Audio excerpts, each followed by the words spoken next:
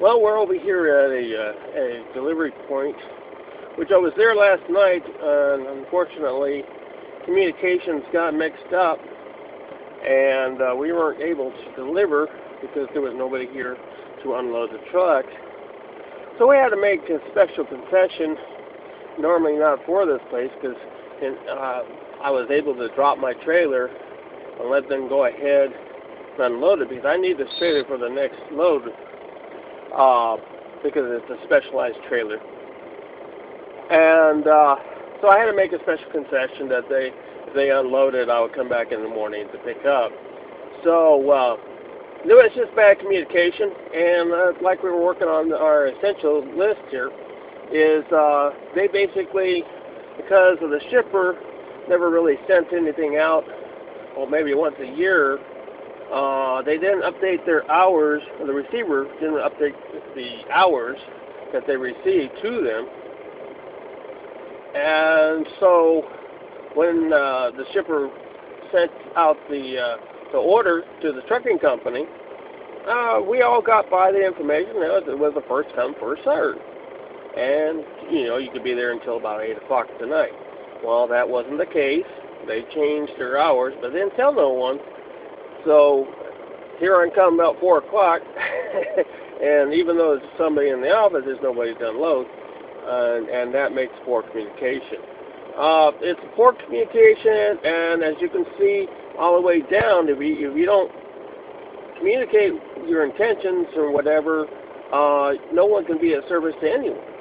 And it's like a domino. One piece can actually move the whole thing, because dispatchers like to plan ahead. So not only do I have a load that I'm working on, but they are working on the next load that I'm going to be on. And if I had needed that load last night, I would have been, in trouble, because, like this is a specialized trailer, and they wouldn't have it, so we would have lost that revenue. Well, I'm back in here this morning, and we're going to be hooking this up, and I wanted to show you. We're still here in the wintertime. It's snowing again over here, and we're going to be actually hooking up, and I wanted to show you the best way to hook up, especially during the snow. Right now, if you can look at the panel here, I got some yellow, I got a red, and a green light.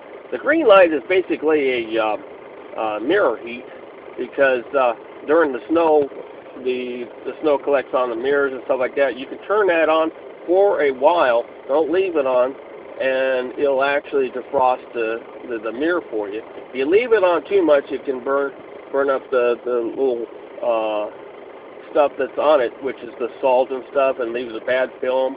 And you would have to really rub it off. It's like an oven. You have it burn on stuff. It's really hard to get off. So don't leave it on all the time.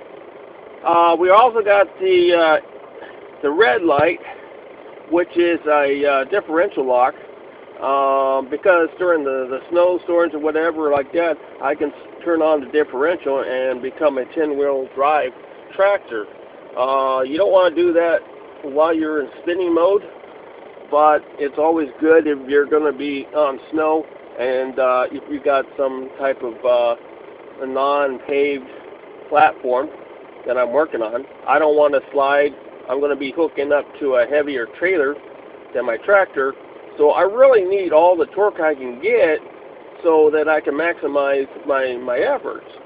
Another one is the yellow one, and that's called the system dump. And basically, I drop my airbags from the back there so that I can lower down my fifth wheel to the lowest point. Now, the reason why I do that is because I need the traction, and I need to get the tractor up, and it's snow, it's ice, whatever, and so I need it to help me get this done, because I don't want to slip and fall or whatever. So we're going to be doing this. We're all set up here. Now, we're going to go out here and check. I lined it up. Okay. We lined it up here, And we got a lot of snow here, but that's going to take care of everything. And we checked out the trailer, as you can see, and we're going to see how that little area right there, we're going to make sure that it's just right so we can put it onto the platform. And we're going to look over here, and it's just low enough so that when we get on there, it's going to clink. And as soon as we get on there, because we're all lined up and everything, so we're going to back in just enough to hear it click. Okay, let's get back in here.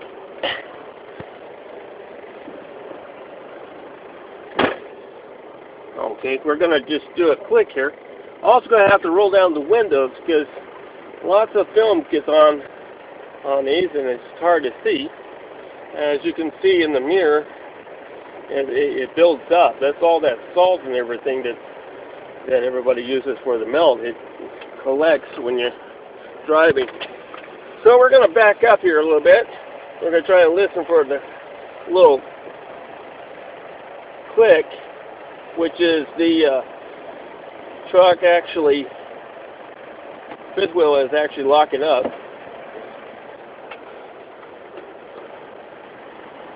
Okay, it was a click, but because of the snow and everything, it is really silent. Now that we're all clicked now, we're going to set our brake, and now we're going to go ahead and raise our airbags. Okay, and we're going to get back out here.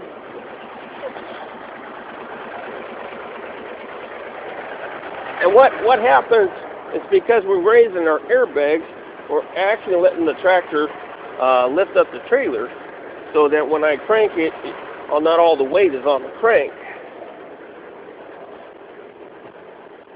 Now, as you can see, that the crank is already off the ground, and so now all we have to do is just crank up.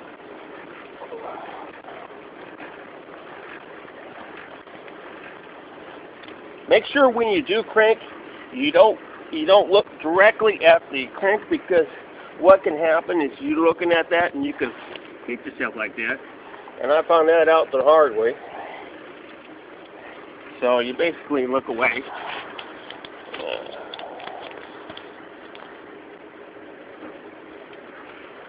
Okay. I'm gonna have to get a better earbud because they keep falling. I either got big ears or I got a bad slippage connection or whatever hookup that they got for me. So you rubber stopper. Probably got big ears. My wife always said that. Okay, we're up and everything, and now we're going to have to hook up our airlines.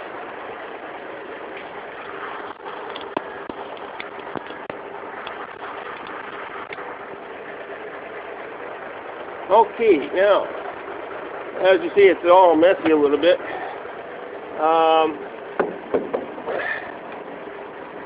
Put that up there, and this is actually a blue line, airline.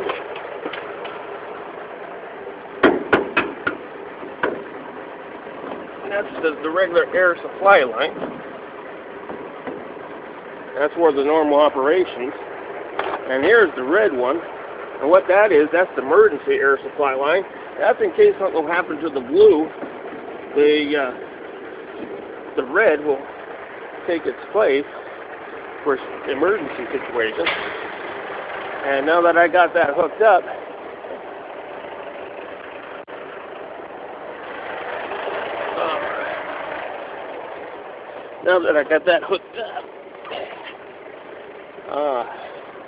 we're checking the lights to see if everything's working, the trailer, and then we're going to be pulling out to close our doors. So that's how we hook up and everything, and it's a lot easier. It takes It doesn't take too long if you know what you're doing. And plus, if it's cold outside, you hurry up a little bit more. So we're all hooked up and everything.